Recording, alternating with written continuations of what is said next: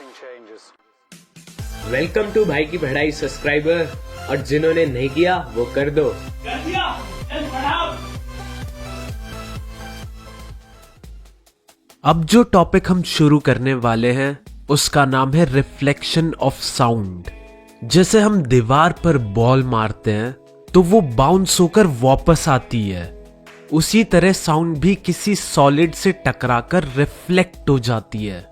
हमने किसी जमाने में लाइट के चैप्टर में लॉज ऑफ रिफ्लेक्शन पढ़े थे, याद तो होंगे नहीं, कोई बात नहीं, मैं याद दिला देता हूं। मान लो ये एक वॉल है या फिर कोई सरफेस, तो ये हो जाएगी नॉर्मल रे जो सरफेस से 90 डिग्री का एंगल बनाती है।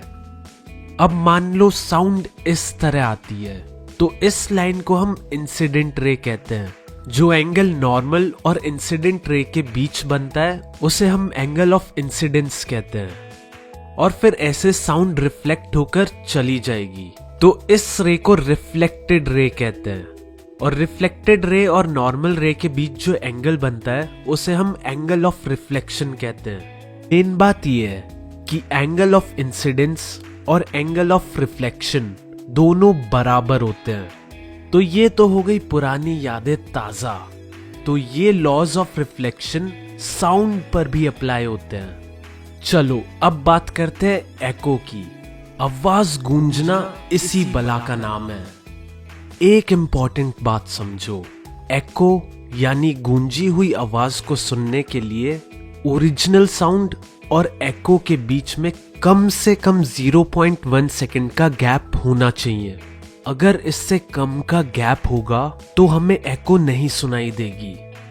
तो अब हम साउंड की जनरल स्पीड 344 मीटर पर सेकंड मानकर एक छोटी सी कैलकुलेशन करेंगे। और ये कैलकुलेशन हम करेंगे ताकि हम निकाल सके कि रिफ्लेक्टिंग सरफेस और जो बोल रहा है उसके बीच में कितना डिस्टेंस होना चाहिए जिससे हमें एको सुनाई दे।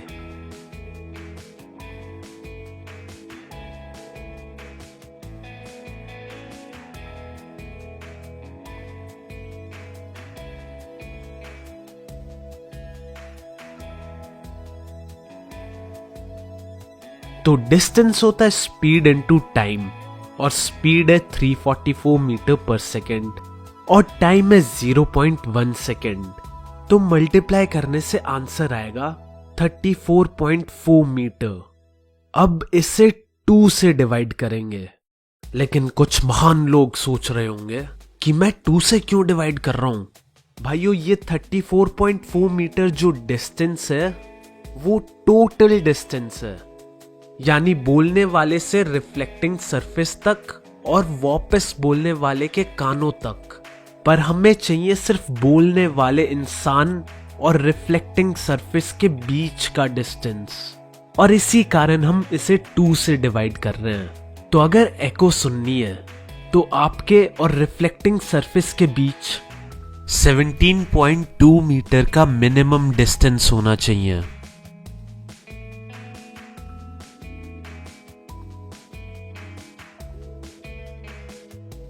अब बात करते हैं रिवर्बरेशन की। यारों, मानो कि एक बड़ा हॉल है, तो उसमें आवाज गूंजती रहती है जब तक एक ऐसा टाइम ना आए कि आवाज इतनी सॉफ्ट हो जाए कि हम सुन ही ना पाए। तो ये जो कई सारी साउंड की रिफ्लेक्शन होती रहती है जिससे सेम साउंड आती रहती है, उसे रिवर्बरेशन कहते हैं। इंग्लिश में बोले तो the repeated reflection that results into persistence of sound is called reverberation। तो ज्यादा रिवर्बरेशन किसी को पसंद नहीं है। जैसे तुम किसी बड़े हॉल में मूवी देखने गए और वहां रिवर्बरेशन ज्यादा है, तो ऐसा होगा कि मूवी पूरी खत्म हो गई है और तुम्हारे कान में पहला ही डायलॉग गूंज रहा है। तो ऐसा ना हो, इसीलिए दीवारों और छत को साउंड एब्जॉर्बिंग मटेरियल से बनाया जाता है। अब मल्टीपल रिफ्लेक्शन के कुछ फायदे भी हैं। जैसे मेगाफोन है, उसे ऐसे डिजाइन किया जाता है जिससे साउंड चारों डायरेक्शन में ना फैले, बस एक डायरेक्शन में जाए, जिससे आवाज लाउड सुने। और ये मल्टीपल रिफ्लेक्शन का ही कमाल है। अब बात करें डॉक्टर्स के हेडफोन यानी स्टेथोस्कोप की, जिससे वो हमारी हार्ट बीट चेक करते हैं। तो स्टेथोस्कोप में भी मल्टीपल रिफ्लेक्शन का इस्तेमाल किया जाता है और भी कई जगह इसका यूज होता है, जैसे मूवी थिएटर्स में और हॉर्न्स में। तो अब हम यानी ह्यूमंस की भी सुनने की एक रेंज होती है, जो कि है 20 हर्ट्ज से लेके 20,000 हर्ट्ज तक। और हाँ, 1 kilo hertz equals to 1000 hertz होता है। तो ह्यूमन की रेंज हो जाएगी 20 हर्ट्ज से लेकर 20 किलो हर्ट्ज, यानी हम इसके बीच की फ्रीक्वेंसी वाली सारी साउंड सुन सकते हैं। पर जैसे जैसे लोग बूढ़े होते जाते हैं और खांसने लगते हैं, तो ये रेंज कम हो जाती है। और जो साउंड 20 हर्ट्ज से कम होती है उसे इंफ्रासोनिक साउंड कहते हैं, जो राइनो, वेल्स और एलिफेंट्स जैसे जानवर सुन पाते हैं। और जो साउंड 20,000 हर्ट्ज की फ्रीक्वेंसी से ज्यादा होती है उसे अल्ट्रासोनिक साउंड कहते हैं, जो डॉल्फिन्स और चमगादड़ निकालते हैं। अब अल्ट्रासाउंड बहुत जगह काम आती है, जैसे इलेक्ट्रॉनिक आइटम होते हैं, ट्यूब्स होती हैं, तो उनकी सफाई के लिए अल्ट्रासाउंड का इस्तेमाल किया जाता है, जिससे अंदर के छोटे डस्ट पार्टिकल्स बाहर आ जाते हैं। और सुनो, कंस्ट्रक्शन में मेटल की चीजों का इस्तेमाल होता है। मेटल के अंदर कोई क्रैक तो नहीं है, इसके लिए अल्ट्रासाउंड का यूज करा जाता है। अल्ट्रासाउंड को मेटल ब्लॉक के थ्रू पास कराते हैं और अगर कोई क्रैक होता है तो वेव रिफ्लेक्ट होके वापस आ जाती है और हमें क्रैक के बारे में पता लग जाता है। भाई अल्ट्रासाउंड तो बड़ी कमाल की चीज लग रही है, मुझे भी चेक करना है मेरी प्रिंसिपल के दिमाग में कितना बड़ा क्रैक है। अल्ट्रासाउंड लोगों के हार्ट की इमेज बनाने के लिए भी यूज होता है। इस टेक्निक को एकोकार्डियोग्राफी कहते हैं। और एक इंस्ट्रूमेंट भी है, अल्ट्रासाउंड स्कैनर, जो अल्ट्रासाउंड का यूज करके इंटरनल ऑर्गन्स की इमेज बनाती है।